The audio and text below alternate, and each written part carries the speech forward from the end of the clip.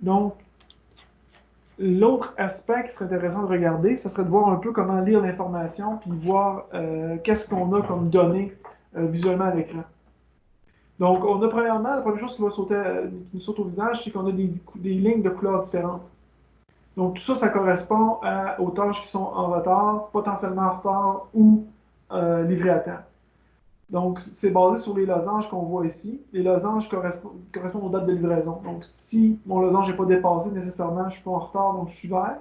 Si mon losange est dépassé, comme ici, je suis en retard. Si mon losange est à l'intérieur de la tâche, donc la tâche va se terminer après ma date de livraison, donc ma ligne va être orange. Donc, c'est pour vous dire que potentiellement, un risque que vous soyez en retard selon la planification.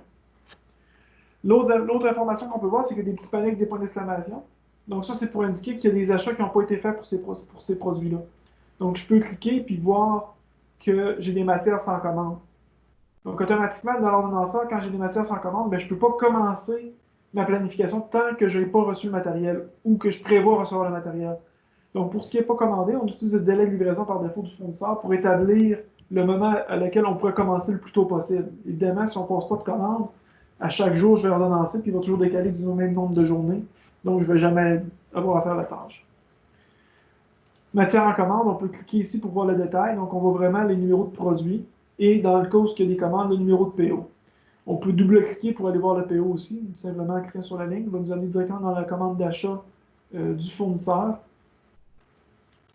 Ou je peux changer ma date de livraison, donc c'est une commande de 2010, donc j'ai vraiment des vieilles données dans mon système. Pourquoi il me dit que ça allait arriver aujourd'hui? C'est parce que la date est dans le passé. Fait que là, au lieu de mettre une commande d'achat qui a été reçue en 2010, ben, il dit tu devras peut-être la recevoir aujourd'hui. Tant que la commande d'achat n'est pas modifiée pour mettre une date d'achat logique dans le système. Donc là, on voit ici certaines étapes, les lignes pointillées, ils viennent se connecter aux étapes subséquentes. Puis on voit que certaines d'entre elles se connectent à l'étape 2.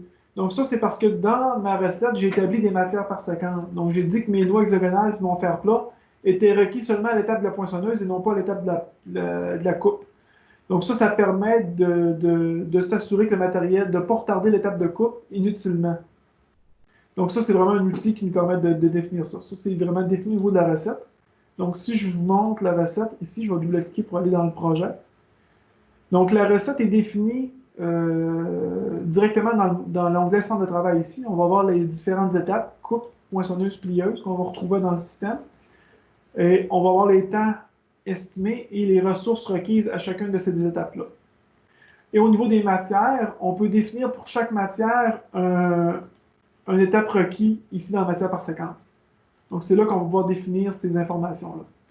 Donc quand on va identifier une matière par séquence, on peut dire ça c'est requis à l'étape de poinçonneuse et je vais avoir besoin d'ici à cette étape-là. Puis il y a un petit crochet bleu qui va apparaître pour dire que la quantité est comblée à 100%.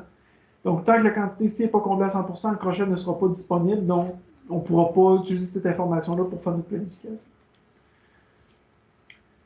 Donc si je retourne dans l'ordonnancement, donc c'est ce qui va permettre au système de faire la planification.